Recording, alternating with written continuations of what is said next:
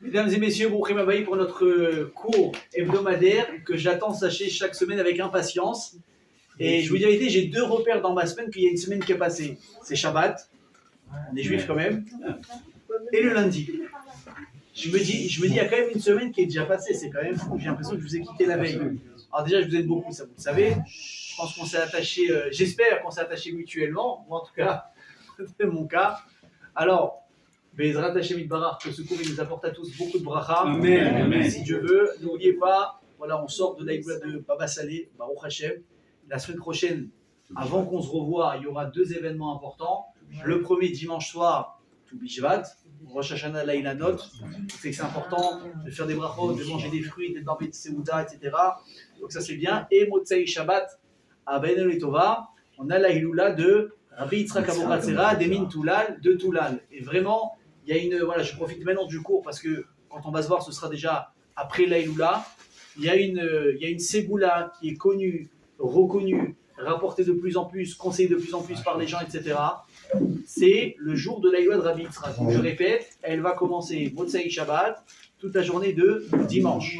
Okay, et ensuite, on va rentrer dans Tobi Shvat. Donc à partir de Motsai Shabbat et dimanche, il y a une grande ségoula. Ne me demandez pas pourquoi. C'est pas moi qui l'ai créé, je ne suis pas marocain à la base, mais j'essaie de prendre un peu les bonnes choses de chacun. Et là, il y a une ségoula qui est rapportée.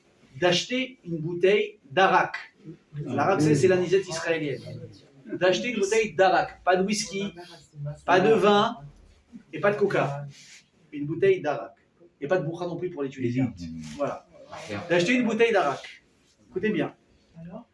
D'écrire sur la bouteille. Si vous n'avez pas de cru, vous prenez un papier, vous la mettez autour. Ok, on va être un petit peu créatif. Vous marquez comme ça. J'ai acheté cette bouteille d'arak en l'honneur de Rabbi Yitzhak Abochatzera de Toulal.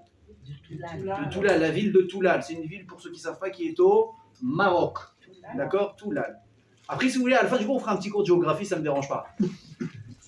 J'ai acheté cette bouteille d'arak, l'Irvod, en l'honneur du tzaddik Rabbi Yitzhak Abochatzera de Toulal, en ce jour c'est Saïloula. Et par cette ségoula, je demande à Hachem que par le mérite du tzaddik, il m'accorde et vous mettez vos tartines. Ok? La bracha, le mariage des enfants, la parnassa, le shalom baït, le shalom en Israël, que Dieu nous protège de nos ennemis, que tout ce qui est en train de bouillir en ce moment, Bezrat Hashem, ça reste là-bas, très très loin de nous, comme on dit à Rosh Hashanah et Kippour. On dit Leolam Hashem, Devarecha, Mitzav Bashamayim. Qu'est-ce que ça veut dire? Ça veut dire qu'on demande. Ça veut dire qu'on demande à Hashem, Leolam, toujours. Hashem, Devarecha, tes paroles, Mitzav Bashamayim, qui restent dans le ciel. Pourquoi les paroles d'Hashem sont bien? Et là-bas, de quelles paroles on parle? Chas Shalom, des mauvais décrets. Alors cela, Nitzav, gardez, bloquez là-haut et que Chas Shalom, elles ne descendent pas sur nous. Donc vous pouvez demander et écoutez bien. Et vous vous engagez dans la ségoula en question que Bezrat Hashem, quand vous allez recevoir votre Yeshua dans l'année, vous ouvrirez la bouteille d'arak l'année d'après à la Eloula de Rabbi Yitzhak Abochatzera. Alors je peux vous dire que le nombre de témoignages qu'on entend chaque année sur cette ségoula, d'ailleurs Torah Box, ils en ont fait leur logo, ils l'organisent depuis quelques années, maintenant ils organisent un hôtel, ils vont au Maroc, ils les amènent à un truc exceptionnel, et il y a des histoires qui reviennent de là-bas, c'est incroyable. Des gens, 15 ans sans enfants, la même année, la femme elle est tombée enceinte, des gens qui ne trouvaient pas leur mari, ils se sont rencontrés là-bas, à la Eloula, etc. Et la phrase, elle m'a choqué. Il disait, chez Rabbi Yitzhak, on ne prie pas, on demande des miracles. C'est la force des tzadikim. Hein. Et quelqu'un m'a raconté là aujourd'hui au collège, je lui ai dit, dis-moi, toi tu es marocain. Il dit au moins, organise-nous un petit quelque chose, sers-nous à quelque chose. Non, il ne peut pas être parfait, le pauvre, il est marocain, c'est comme ça. J'ai au moins, fais-nous Iloula. Je dis voilà, j'ai Rabbi Yaakov, t'as rien fait. Baba Salé, t'as rien fait. Il y a Rabbi Yitzhak qui arrive. Alors bon, il a rigolé à moitié. Et après, il m'a dit, mais tu sais, blague à part, il m'a dit, mon père, il a toujours voulu aller sur certains gvarim, sur certaines tombes de tzadikim, il n'a jamais eu l'occasion. La première, c'est Rabbi Yaakov Abochatzera en Égypte. Avant, on pouvait y aller plus facilement, maintenant, c'est pratiquement impossible. La deuxième, c'est Babado, Rabbi David Abochatzera, enterré de Rochenou, le grand frère de Baba Salé, qui a été catapulté, qui est mort à Kibbutz Hashem, il l'a enterré aussi au Maroc. Et il m'a dit, le troisième, c'est aussi Rabbi Yitzhak de Toulal. Il m'a dit, il a voulu aller, mais il n'a pas eu l'occasion. Il me dira comment les choses sont faites. Il m'a dit, bon, mon père, il a essayé plusieurs fois, il n'a pas réussi. Il m'a dit, mais sauf que je vais l'avoir quand il est niflar.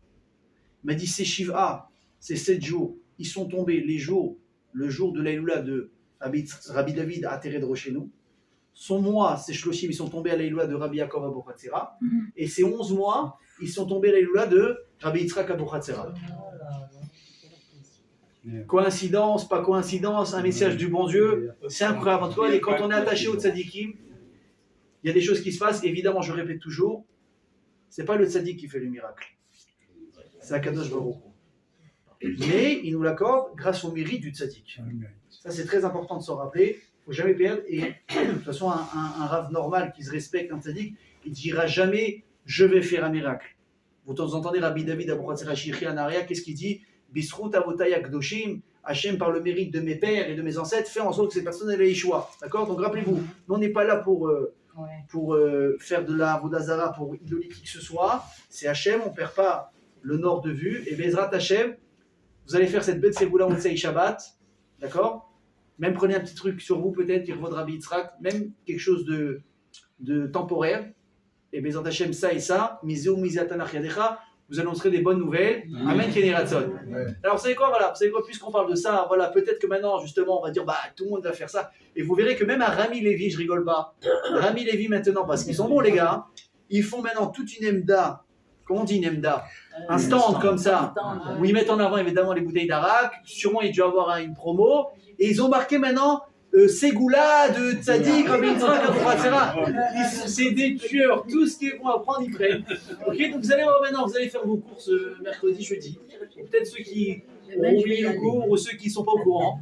Et vous allez voir comme ça. D'un coup, autour du stand, vous allez voir des gens qui se pressent pour une bouteille. Je prends une deuxième bouteille. Je prends une quatrième. Toi, tu ris, ta fille, ta nièce. Les gens vont te dire, mais c'est quoi? Il y a la Ségoula, il faut prendre l'arak. Sur la base, tu veux lui acheter toi 3 concombres et 2 tomates.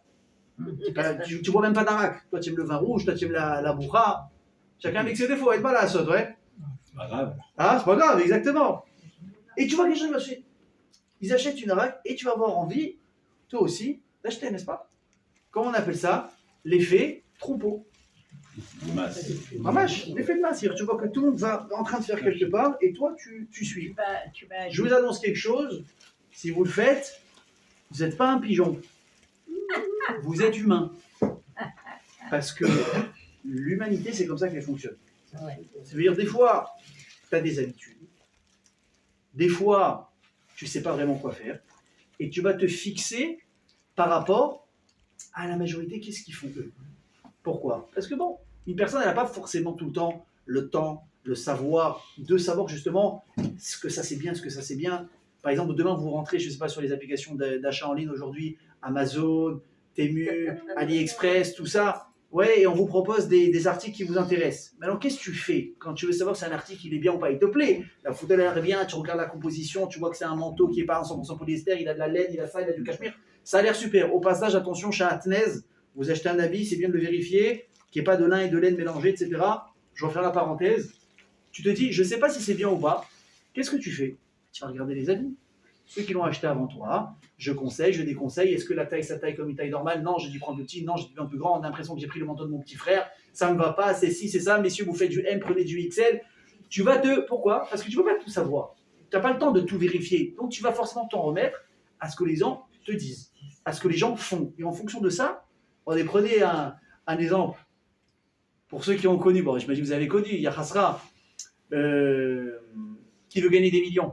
Ouais, avec notre ami Jean-Pierre. Avec notre ami, c'est votre dernier mot? C'est mon dernier mot, Jean-Pierre. Vous vous souvenez que dans les 3 jokers qu'il y avait pour jouer, c'était quoi? Il y avait le vote du public.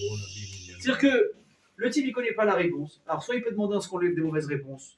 Soit il va appeler un ami, le type, il sait, par exemple, il y a une question sur Louis XVI. Est-ce que Louis XVI, c'était le roi qui était chambré comme ça? Il appelle son ami. Et quand il n'y a plus de joker, il te reste quoi? Le vote du public. C'est des gens que tu ne connais pas du tout. Non.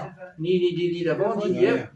Mais quoi? Tu te dis, mais si la majorité va voter B ou C sur les 4 propositions de réponse, c'est que c'est la direction à suivre. Donc je vais y aller. Donc ça veut dire que c'est quelque chose qui est normal. On va suivre tout le temps le mouvement de masse, ce mouvement comme ça de troupeau où tout le monde va, on va. Ouais. Alors c'est un effet normal. Et pourtant vous allez voir que c'est pas forcément quelque chose qui est à suivre. Regardez aujourd'hui dans la société dans laquelle on vit. Les gens sont complètement bouffés par Internet, par les réseaux, par le quand dira-t-on, par le gain d'argent, par les réseaux, par la mode, par tout ce genre de choses. Comment on peut faire aujourd'hui pour se dire, mais moi je ne veux pas forcément suivre ce chemin-là. Mais maintenant il y a un mouvement de foule. C'est pas une question maintenant de juifs ou non juifs. Même les juifs, ils t'entraînent, voilà, c'est la mode, voilà ça. Oui, d'accord, mais c'est pas forcément d'accord avec la Torah. C'est vrai que maintenant Zara, ils ont fait tout très court. Ouais, il paraît que maintenant Zara, ils ont fait tout très long. Vous voyez, ça change à chaque fois. Mais moi, j'ai pas l'habitude d'habiller comme ça. Oui, mais ça se fait maintenant. Ouais, maintenant, vous imaginez ou pas? Avant, il y avait la mode des pantalons en pâte d'éléphant. J'ai pas connu cette époque. Je n'étais pas né encore. Ok. Mais je vois aujourd'hui les photos, mais je pleure de rire. Je dis, mais je vois des photos, je dis, mais attends, Henri, les gens sortaient avec ça. Ouais. Il me dit, mais tu rigoles. Mais tu rigoles. Pas d'elfe. Il me dit, mais c'était ça la classe. Et l'école et les machins. Après, qu'est-ce qui s'est passé? C'est passé à la mode, jusqu'à quelques années encore, tout était très skinny, slim, on avait du mal à rentrer les jambes. Et maintenant, c'est encore en train de revenir l'inverse. Là, on a réouvert, tout est ample et tout est truc. Donc, à un moment donné, c'est dire, si toi, tu n'as pas un peu de choix personnel, tu te perds. Un coup, c'est comme ça, c'est comme ça. Je vais vous dire la vérité, une personne, pour moi, qui suit la mode, c'est un esclave. C'est un esclave. En fait, tu n'as pas de choix que de t'habiller selon ce qu'on te dicte. Et si toi tu aimes autre chose, et si toi tu n'as pas les moyens de changer de garde-robe tous les mois, tous les ans, c'est compliqué à un moment donné. Mais tu dis on pousse. Regardez par exemple, juste un exemple de ce que c'est des fois aller à contre-courant dans le bien.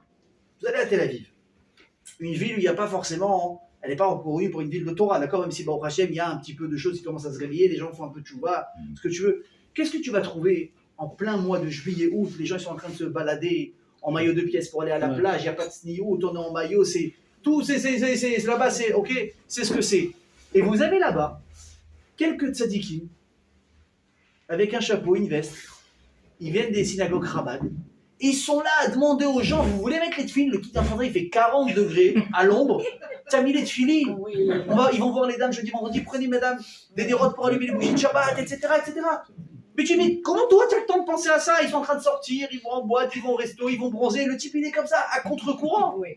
Alors ça c'est un exemple dans la rue. Mais regardez autour de vous également comme aujourd'hui le mot d'ordre c'est quoi dans la tête d'une personne? Combien je vais gagner à la fin du mois? Je vous dis la vérité, dans le monde du mariage, à l'époque, je parle, la belle époque, je parle l'époque de mes parents, l'époque que vous avez tous connue. Qu'est-ce qu'on recherchait chez un garçon ou chez une fille? Valeurs. Est-ce que c'est une fille de maison? Est-ce que le garçon, c'est un garçon qui a des valeurs? Et, évidemment, qu'est-ce qu'il fait dans la vie un minimum? On n'allait pas prendre non plus un clochard, il n'y a aucun problème. Mais qu'est-ce qu'on cherchait? Un garçon avec des valeurs, une fille avec des valeurs, une fille de maison. Tu vois la mère, tu vois la fille. Keima, Keba. C'était ça à la base. Ah, bon, on disait nos enfants ils sont mariés, ils sont bien mariés. Il y en a qui réussissaient financièrement, tant mieux, il y en a qui un petit peu, mais voilà. On a un mari, il est là, il est fidèle, il est responsable, il se lève tôt le matin, il va travailler, il est respectueux, il respecte sa femme, il est présent pour ses enfants. Mais pas de plus que ça. Aujourd'hui, c'est quoi les questions qu'on entend? C'est la finance. Est-ce qu'il a une maison? Est-ce qu'il a un appart? Est-ce qu'il a une voiture? Combien tu gagnes par mois? Ça veut dire qu'il y a un quota. Alors, j'ai pas fait un barème encore, j'ai pas assez de temps à perdre pour ça. Mais il y a un quota apparemment. Si tu ne dépasses pas je vous parle en shekels, les 20 000, 30 000 shekels, certaines personnes ne veulent pas regarder certaines personnes. Je ne regarde même pas. Pourquoi? Mais moi, j'ai une Ferrari. Je te dis. Est-ce que vous vous rendez compte dans la société dans laquelle on est? On n'a jamais entendu un truc comme ça. Mais attends, et le gars aussi pareil. Qu'est-ce que tu fais dans la vie, machin est-ce que tu es assez belle pour la société? Mais qu'est-ce que c'est ces bêtises? Tu veux quoi? Tu veux... Encore une fois, on en a parlé plusieurs fois dans les cours de mariage, etc. On avait parlé que c'est important, évidemment, l'aspect physique, l'attirance. Évidemment, celui qui vous dit non, c'est un fou furieux. Mais à quel moment tu mets ça en avant sur le compte d'autres choses beaucoup plus importantes? Ok, tu tombes amoureux d'une poupée Barbie. C'est bien. Tu vas te marier avec Barbie. Très bien. En général, j'en fais pas une règle. Barbie, elle ne te fait pas des belles tables de Shabbat. Pourquoi? Parce que ça abîme les ongles. Non, il y a des gants. Barbie, ouais, mais les gants aussi, ça sent mauvais, il y a du latex. Poupée Barbie, elle va avoir un peu de mal de rester à la maison, éduquer son enfant et de le faire grandir avec le sourire parce qu'elle a l'habitude de sortir influenceur, etc. C'est un peu compliqué. C'est un petit peu compliqué. Donc, à un moment donné, sont où les vraies valeurs? Parlons un petit peu maintenant de tout le monde. Aujourd'hui, un type, il se lève le matin, à quoi il pense essentiellement?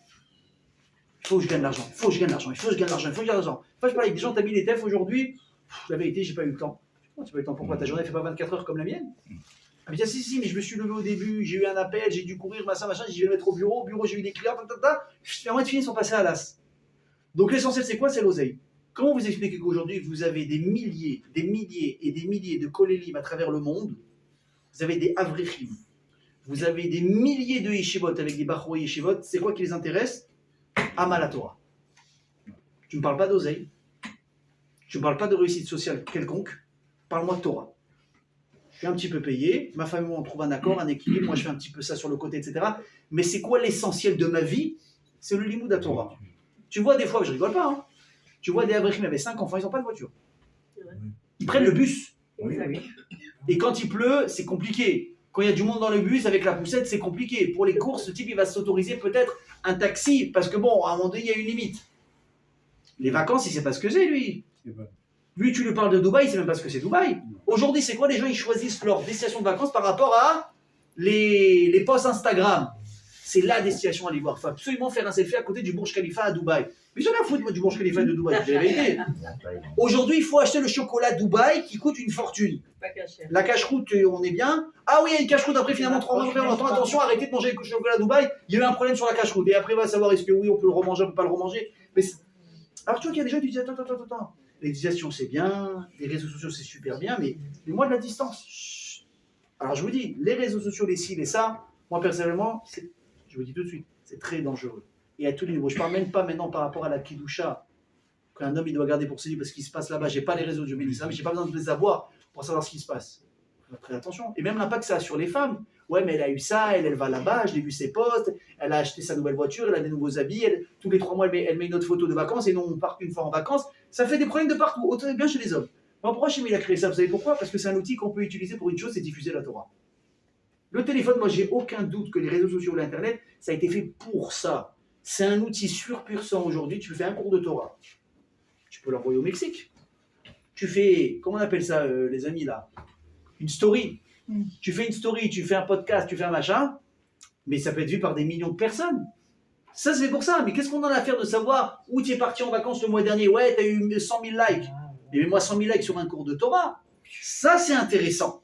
Ouais. Donc, comment on fait aujourd'hui pour avoir des gens exceptionnels qui n'ont jamais perdu à l'esprit? Il est où l'essentiel de la vie? Quand le monde entier, il te tire vers le bas dans un autre sens. Encore une fois, je ne suis pas en train de dire que gagner de l'argent, c'est un problème.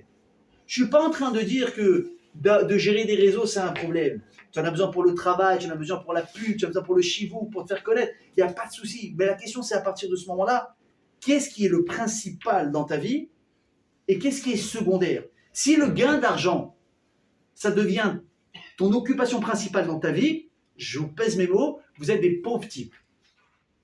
Si ta principale occupation du jour, c'est pas de dire, il faut que je m'assure que j'ai fait mes tefilines, j'ai étudié encore tout à l'heure dans le Shulchan Aruch.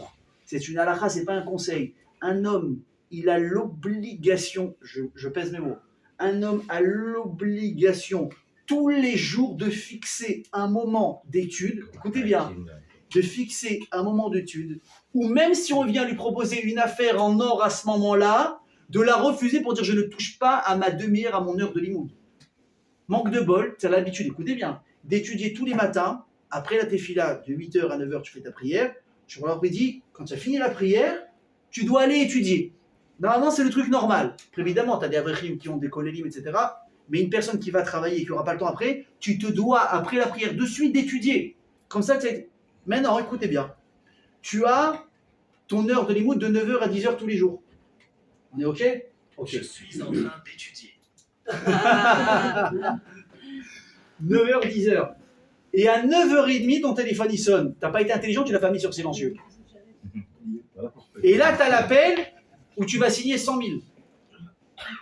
Et si tu réponds pas, tu vas perdre l'affaire. Mais t'es en train d'étudier. La halakha, elle te dit tu ne peux pas répondre au téléphone.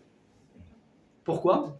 Parce que la question qu'on va te poser, une des questions quand tu vas monter là-haut, c'est pas est-ce que tu as étudié, est-ce que tu as fixé un moment que tu n'as jamais touché au limud de la Torah?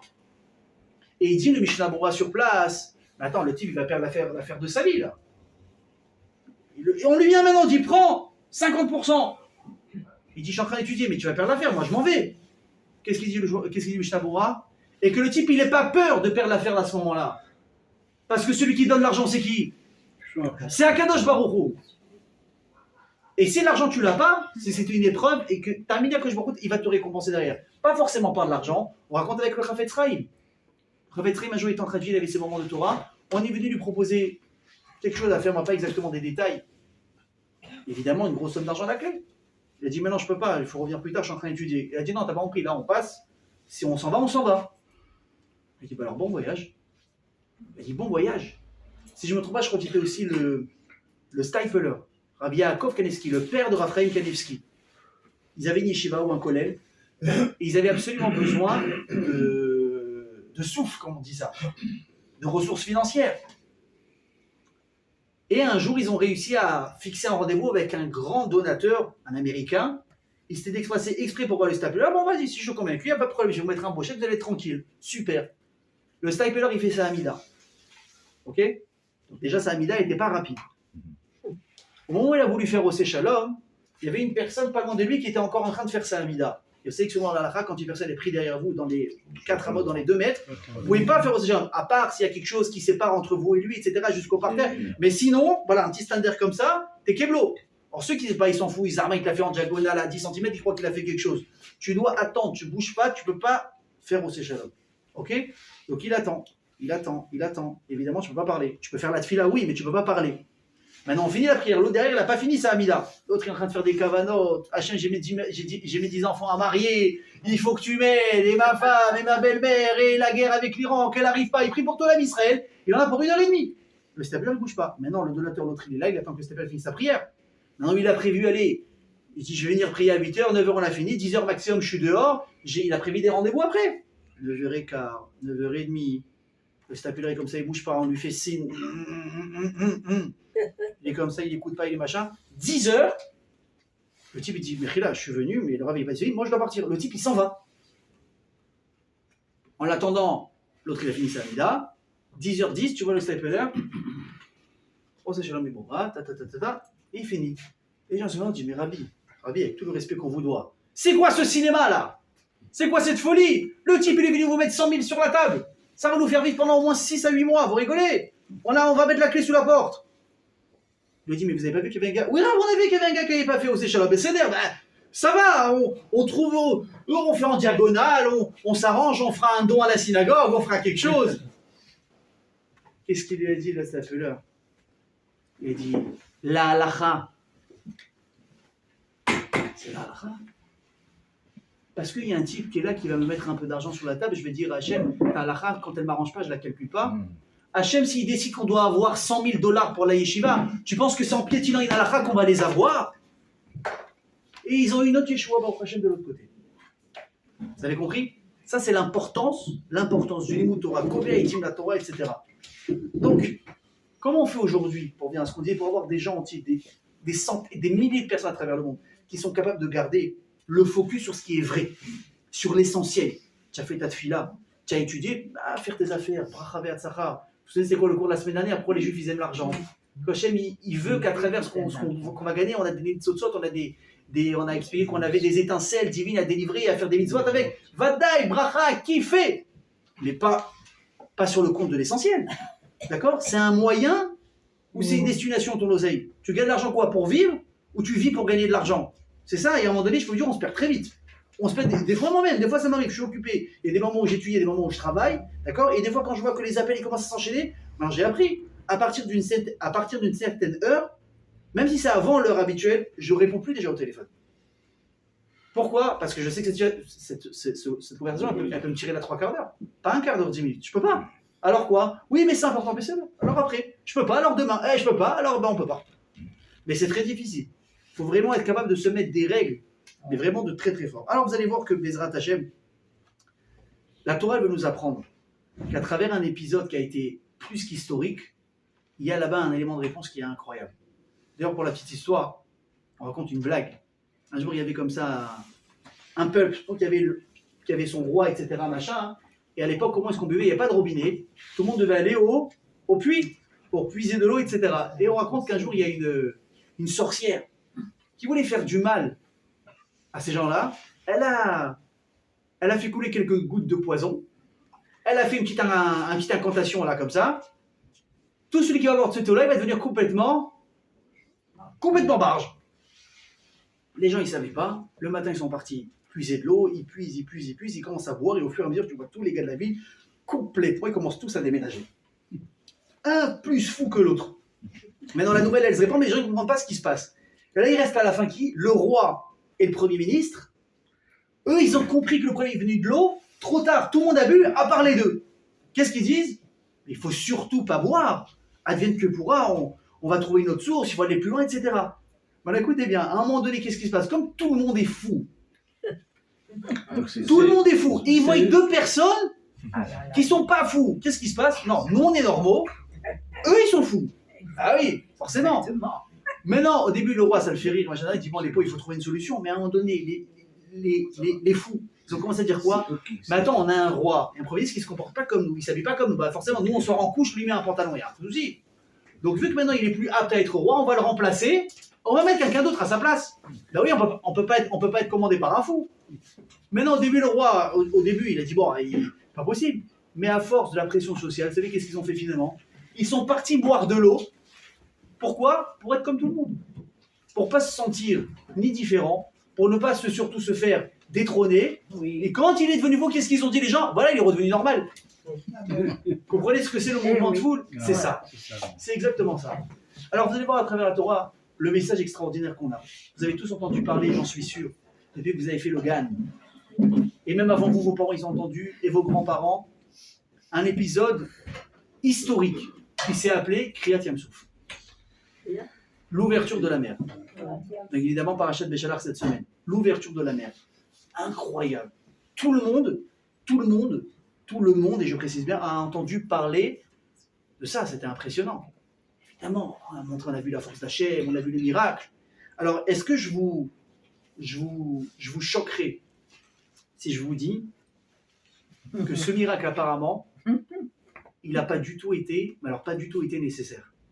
Ça a été quelque chose, un surplus, mais un artifice, j'ai envie de dire, complètement pas nécessaire. Et vous allez comprendre pourquoi. Vous avez des millions de personnes qui sortent. Vous avez, comme a dit la Torah, Choma mimina ou misemolam. La mer, elle s'est transformée en quoi? En muraille.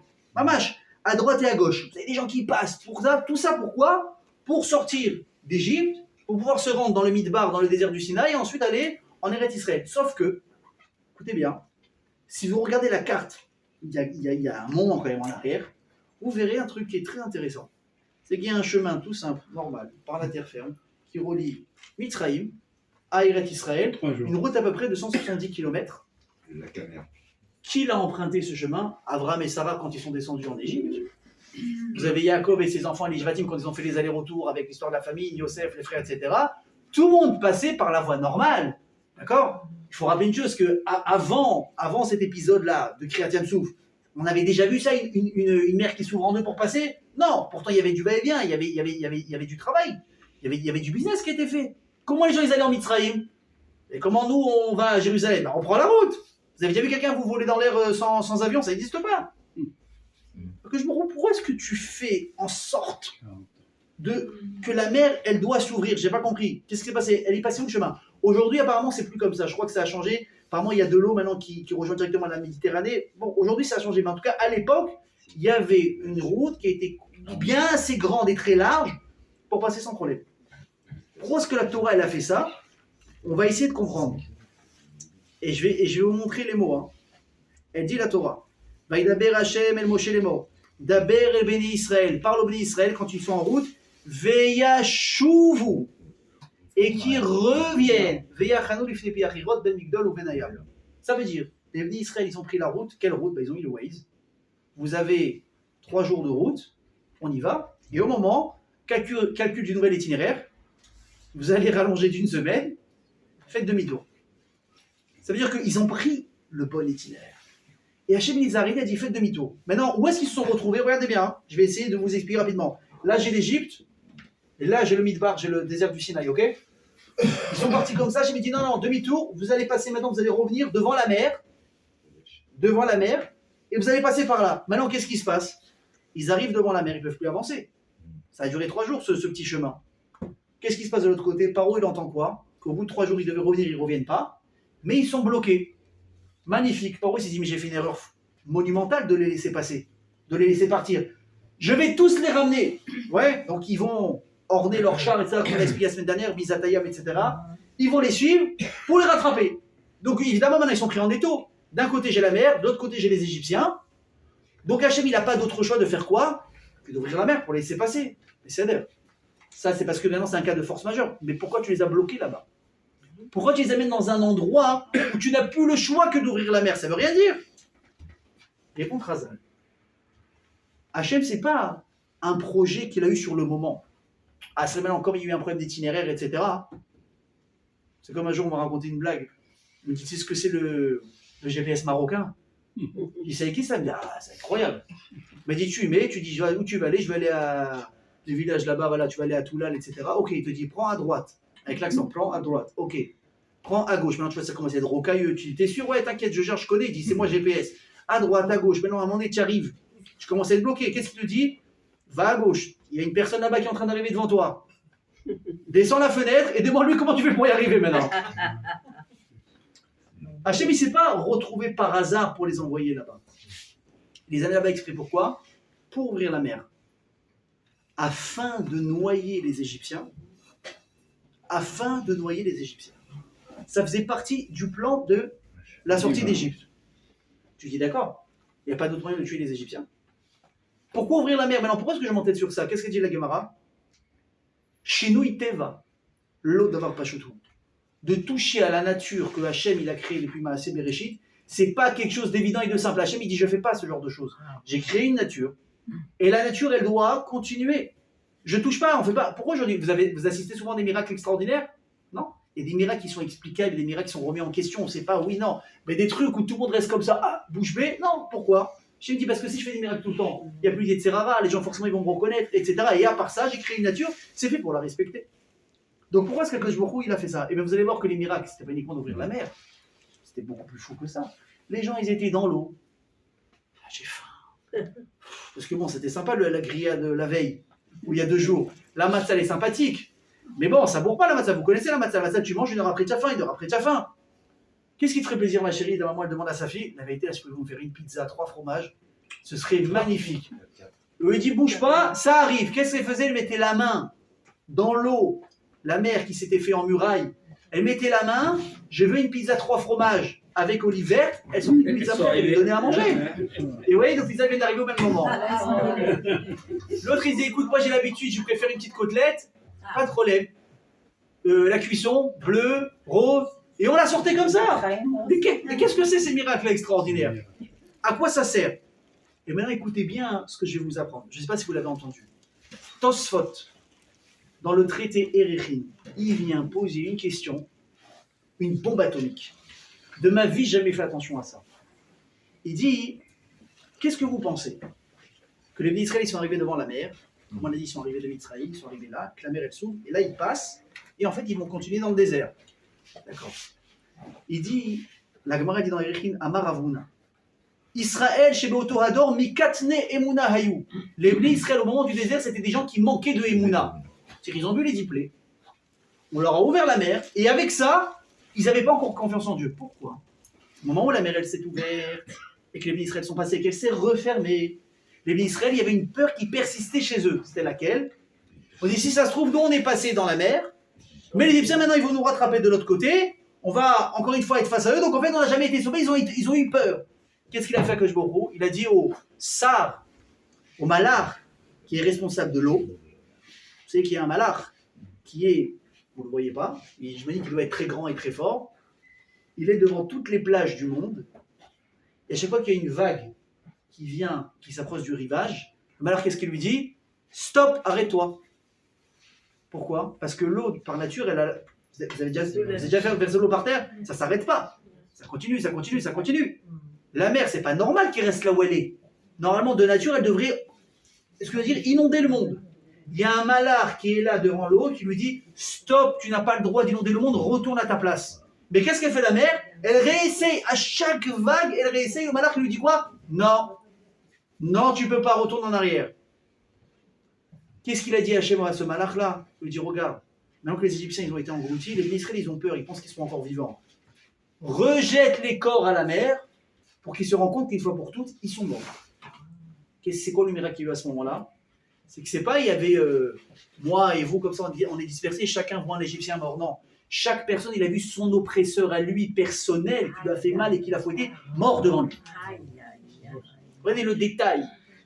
Alors ok, tu dis d'accord. Qu'est-ce qu'il dit Tosfot? Il dit, il y a un truc que je ne comprends pas. Si tu me dis, écoutez bien, si tu me dis que la mer était fermée, qu'elle s'est ouverte, qu'on est passé du point A au point B, qu'elle s'est refermée, comment ils peuvent penser qu'ils vont revenir? Mais c'est fini, par où tu veux qu'ils passent? Il n'y a pas, c'est la mer, vous étiez bloqués. C'est pour ça qu'on l'a ouverte d'ailleurs, la mer. Il dit, Tosfot, tu sais ce que ça veut dire? Ça veut dire que les Bnei Israël, ils n'ont jamais fait comme ça pour passer. Et là, ils ont fait simplement un demi-cercle dans l'eau pour revenir presque au point de départ. C'est-à-dire, en fait, ils sont ressortis simplement, ils sont rentrés par la gauche, ils sont sortis par la droite sur le même rivage. Donc en fait, la mer, on l'a jamais traversée pour passer dans le désert. On a simplement fait un demi-tour et on est revenu exactement là où on était. Il dit, c'est pour ça qu'ils ont eu peur. Il dit, attends, nous on est passé par là, mais ils vont nous attendre de l'autre côté. Il dit, tu t'en rends compte ça? Sauf que même le fait d'avoir ouvert la mer, ça servait absolument à rien. Ça servait absolument à rien. Et Hachem, pourquoi tu as fait autant de miracles, etc. Alors vous allez voir que c'est la réponse, elle renferme, je dis, des secrets, c'est un regard chassidique, mais c'est incroyable. La Gadat Pessah, vous la faites en général une fois par an ou pas? Non. Lui, toi, tu l'as fait 2 fois par an. Non, mais c'est qu'une fois. Le soir de Pessah, qu'est-ce qu'on dit? Vous connaissez toute la liste de Dayenu? Sur déjà ça, Dayenu, chacun avec sa chanson, chacun avec son truc, etc. Une des choses, c'est quoi qu'on dit? Ilou, Hayala Nonkaru et Ayam. Velo Hayam et Virenu Becharava Chayenu. Traduction.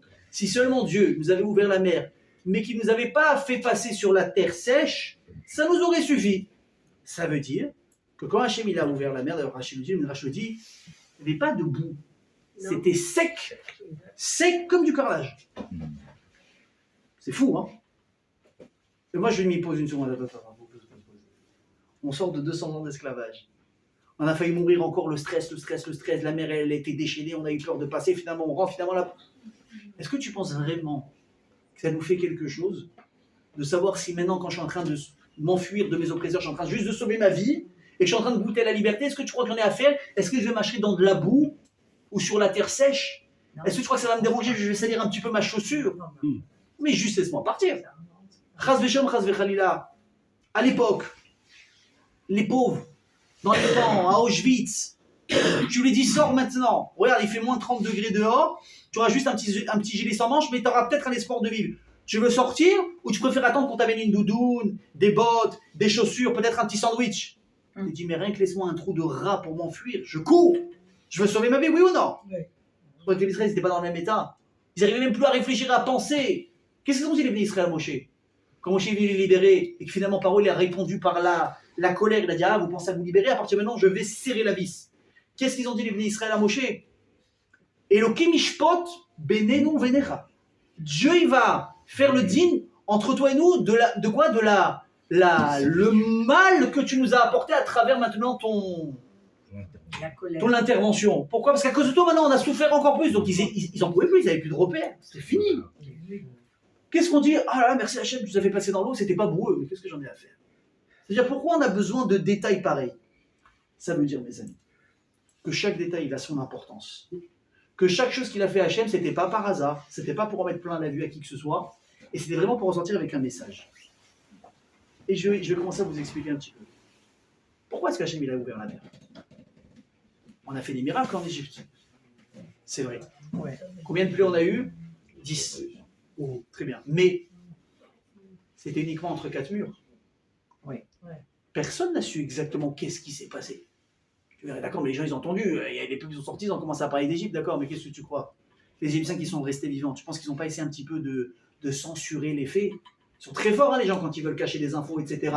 Non, ils exagèrent, les Juifs, oh là là, ils exagèrent. C'est pas tout l'Égypte qui a été mis en sang. Mais non. Ils sont partis, ils ont mis un peu de poison dans certaines sources. Mais la preuve, on est vivant. C'est pas vrai, mais non. Pourquoi tu es en train de me dire que quoi? Qu'il n'y avait plus du tout d'animal? Bah, la preuve, ils sont sortis avec des animaux. On aurait pu transformer, et ils auraient pu transformer et rabaisser, amoindrir les miracles d'Hachem. Pourquoi? Parce qu'il n'y a pas eu de témoins.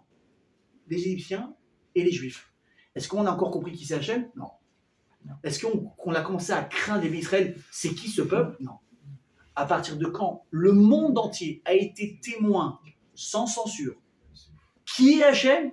Quand Hachem il a ouvert la mer à la vue de tous. Deux preuves, c'est quoi? Il y a marqué quoi dans la Shira? Dans la Shira Tayam qu'on va lire Shabbat.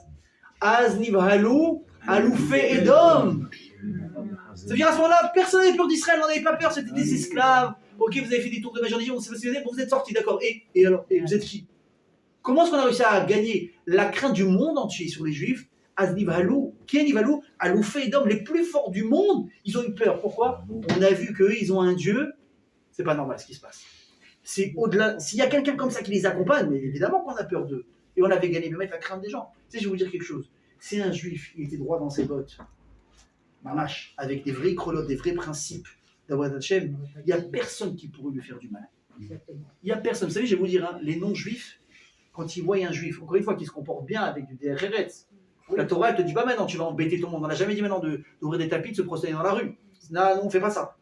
D'accord? Nous, on a nos synagogues, on prie à l'intérieur. On va en déranger personne. Si on veut faire une manifestation, on prévient la police, la mairie, on essaie d'organiser, on prévoit. Ok, ça, on a le droit. On t'a pas dit de déranger les gens. Mais si maintenant, toi, tu as l'habitude de manger cachère, de faire attention où tu fais chauffer ton tupperware et que si tu vas dans un truc c'est complètement taré, il faut mettre 2-3 sachets ou pas, ou on va dire peut-être dans certains endroits ne fait même pas chauffer, ils vont se moquer de toi, les collègues, les Jean-Pierre et les Christine. Ouais, allez, ça va, détends-toi, pourquoi tu fais ton fudge et tout, ça va là. Si tu te détends à un moment donné et que finalement au bout de 2 mois, tu vas te dire non, moi je mange pas avec vous, moi tu vas te faire moquer. Pourquoi? Parce qu'il y a un coup oui, un coup non. Mais si tu as des principes, tu es respecté. Moi, je peux vous dire un truc, mon papa, chez Ibadé, les Khaïtoum, Shalom, il a travaillé pendant près de 40 ans dans le milieu hospitalier, à l'hôpital. D'accord? Il avait toujours une kippa sur la tête.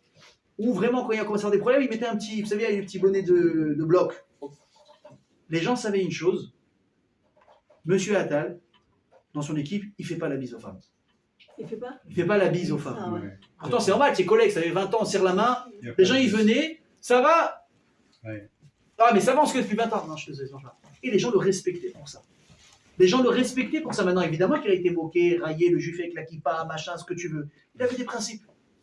On apprend à le faire. C'est comme ça que ça marche. Quand les Israël sont sortis d'Égypte, et les gens, ils ont vu qui était Hachem, ils ont commencé à avoir peur d'eux. Et c'est jusqu'où ça a traîné, ça? Moshe Rabbeinu, il a passé avec les Israël combien de temps dans le désert? 40 ans. Est-ce qu'il est rentré en Israël? Non. Qui a pris la suite? Yehoshua. Par quelle ville on a commencé pour la conquête? Jéricho. Il a envoyé combien de Meraglim? Deux. On a eu 2 explorateurs. Kalev et... Non, c'est Yehoshua qui envoie. Si je ne me trompe pas, c'était Elazar, mais je ne suis pas sûr. Je ne veux pas vous dire de bêtises. Pinchas. Allez, ok. Quand ils arrivent là-bas, ils sont reçus chez une femme. Ils sont reçus sur une femme. Et ils vont accepter donc de faire un deal, etc.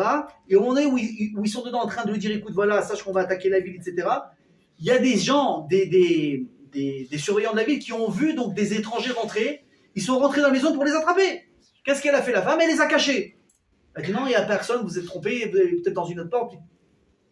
Quand ils sont partis finalement, les policiers, donc les 2 explorateurs juifs sont sortis, ils ont dit, pourquoi tu nous as protégés? J'aurais pu nous balancer. Elle a dit quoi? Mais vous ne savez pas qui vous êtes. Elle dit, j'ai entendu quand j'étais petite l'histoire de Kriyat Yam-Souf. On a encore peur de vous ici. On vous regarde ici comme des titans.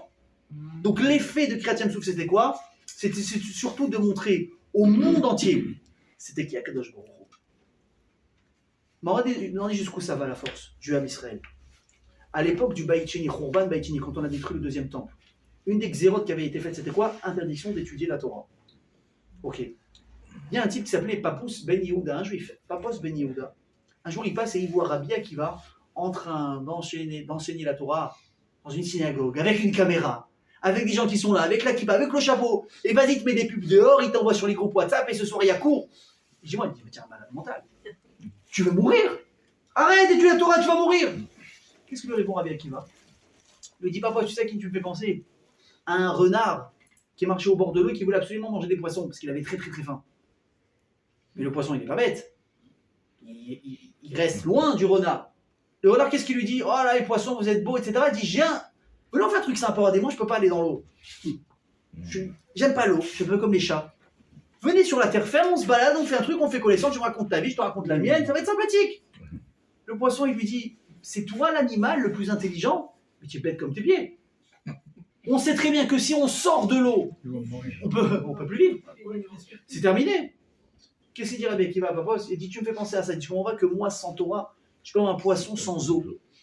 Bon, tu dis, bon, c'est pas mal. Ouais, c'est pas mal. Il a fait une belle réplique, il a fait passer pour un idiot. Moi, je suis là, on parle de mort, là. Tu as le temps maintenant de raconter des agadotes, des histoires, des sous-titres, tu as fait un bon montage. Rabbi Akiva, mes amis, il a donné un message qui n'a pas de mots. Et je vais vous l'expliquer. Chazal explique la chose suivante. Dans la vie, il y a deux éléments où Hachem il a créé la vie. Dans l'eau et sur la terre. En général, celui qui vit sur la terre, il ne peut pas vivre dans l'eau.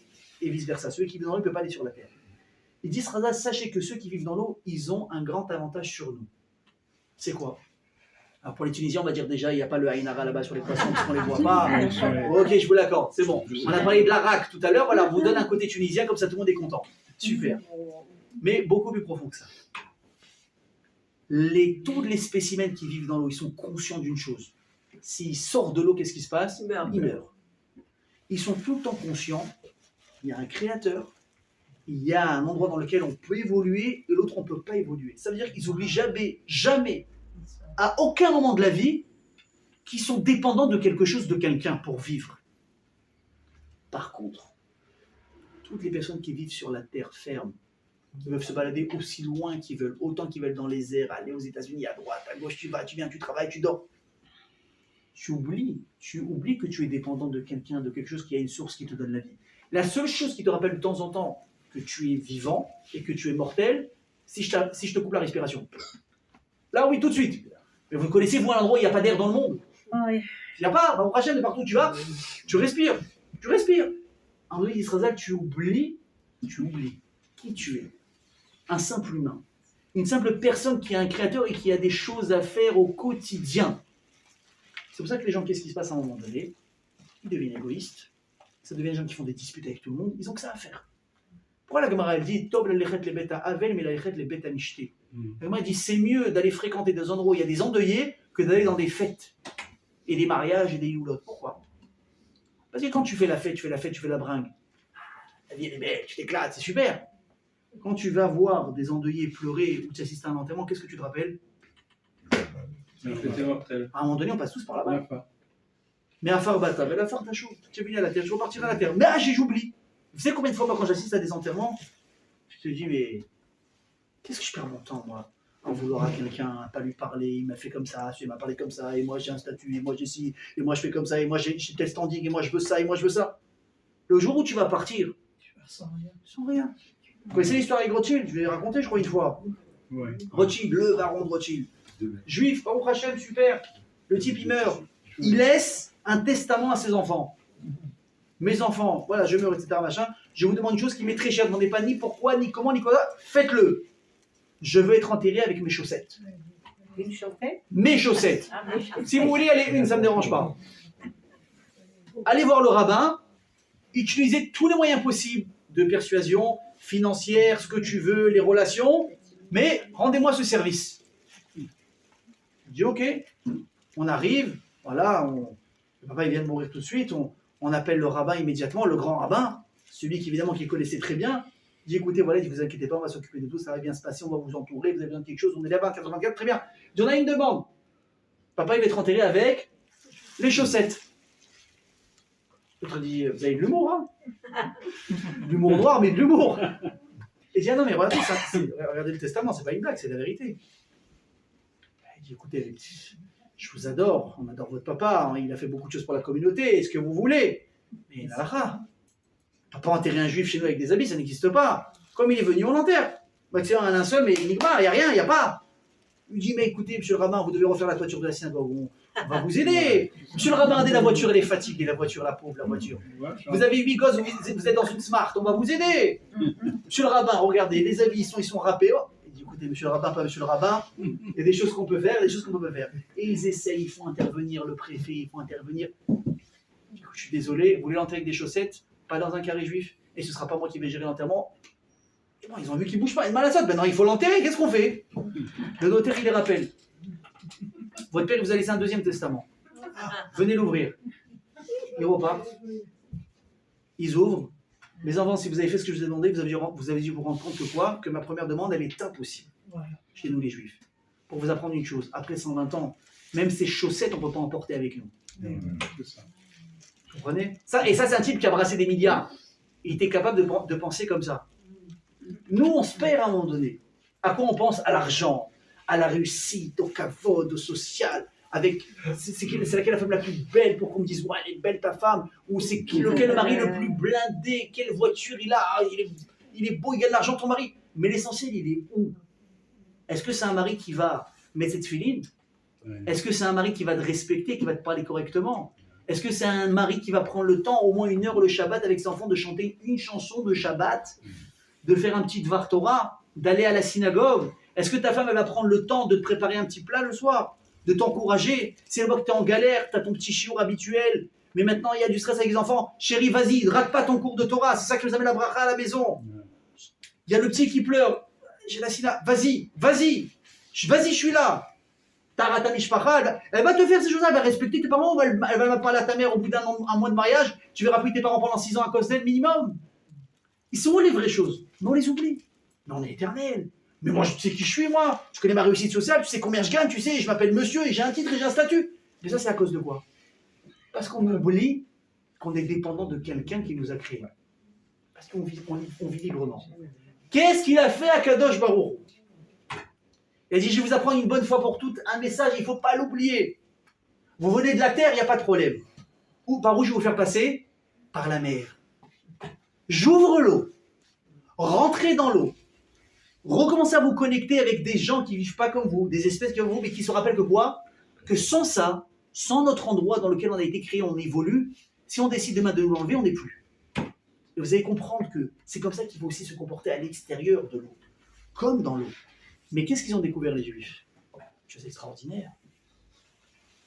C'est que dans l'eau, il y a quoi par terre? De la terre. C'est sec. Ça veut dire quoi? Tu n'as pas besoin de vivre dans l'eau pour te comporter comme une personne qui vient de là-bas.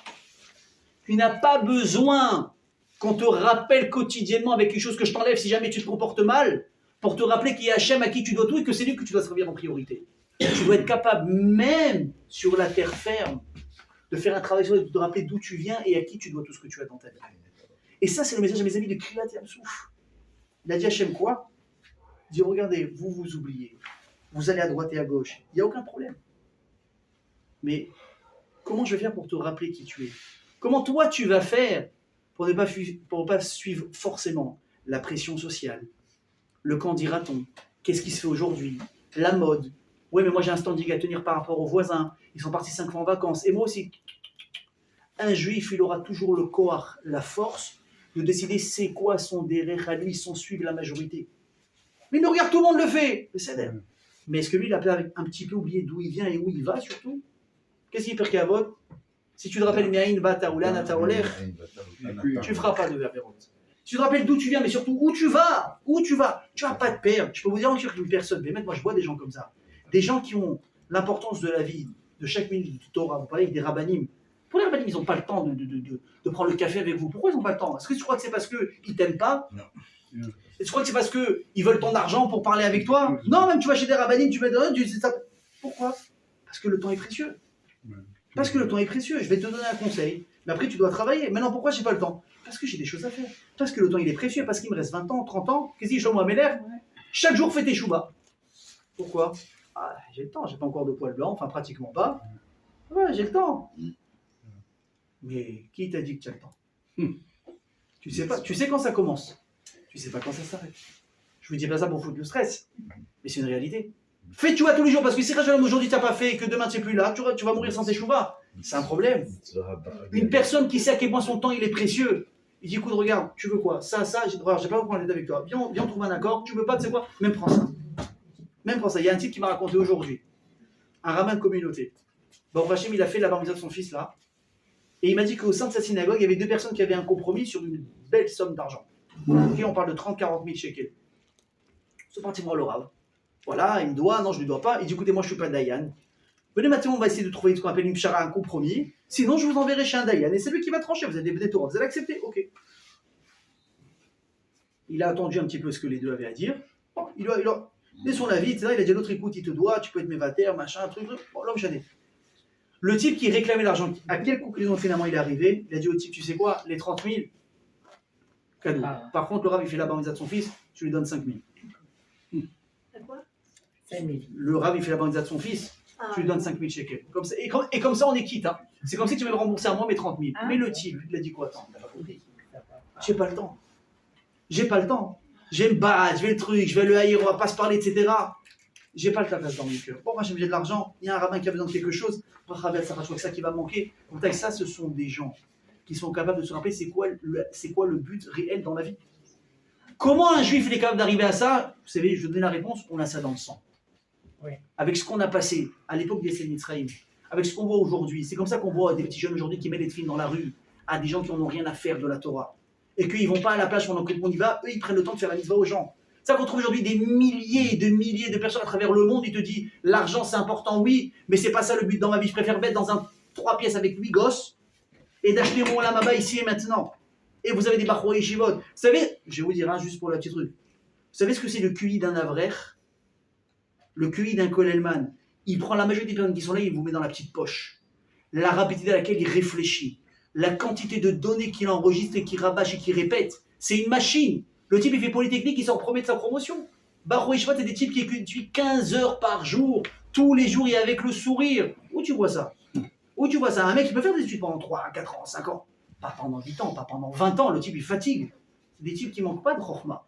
Ce n'est pas des types qui ont choisi la yeshiva ou le collège parce que c'est la facilité. La facilité, tu as une prière à 7h du matin, tu vas étudier de 9h à 20h, tu rentres, tu as une famille, tu vas partir faire coller les rêves de 9h à 23h, et et Shabbat tu fais chazot, tu t'arrêtes pas, tu ne t'arrêtes pas. Ouvrir tes rabaderech. Moi je vois des rabbanim, il sort du collège, il a 8 heures de limoud dans la tête, il y a 3 heures qu'il attend, il est en voiture, qu'est-ce qu'il fait?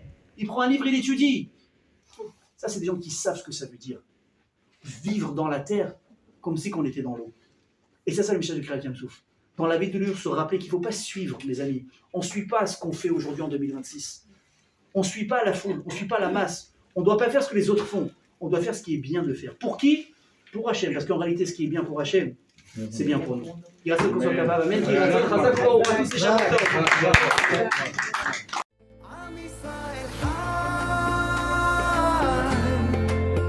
אם לא נשכח